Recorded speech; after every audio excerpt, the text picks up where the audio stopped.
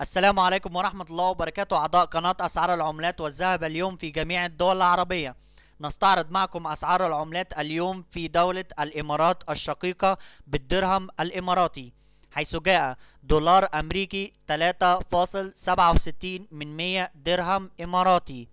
اليورو 3.90 من 100 درهم إماراتي،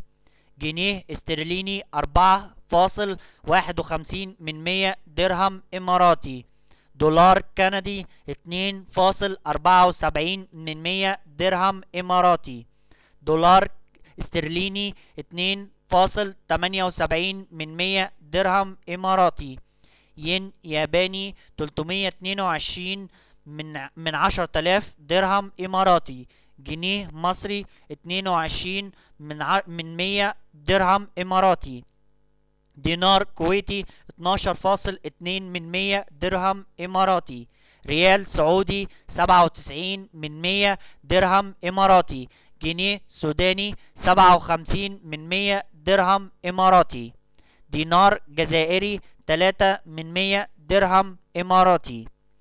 دينار بحريني 9.73 من 100 درهم إماراتي،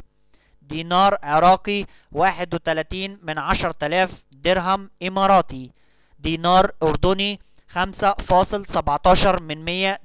درهم إماراتي، ليرة لبنانية 24 من 10,000 درهم إماراتي، دينار ليبي 2.72 من 100 درهم إماراتي، درهم مغربي 36 من 100 درهم إماراتي، ليرة سورية 1 من 100 درهم إماراتي، شيلين صومالي 63 من 10,000 درهم إماراتي، ريال عماني 9.53 من 100 درهم إماراتي، ريال قطري 1.87 من 10,000 درهم إماراتي، دينار تونسي 1.60 من 100 درهم إماراتي، ريال يمني 147 من 10,000 درهم إماراتي،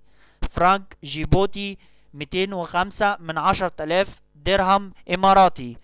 شكرا لكم اعضاء قناة اسعار العملات والذهب اليوم في جميع الدول العربية. لو حسيت ان انت استفدت، لايك للفيديو، سبسكرايب للقناة، والسلام عليكم ورحمة الله وبركاته.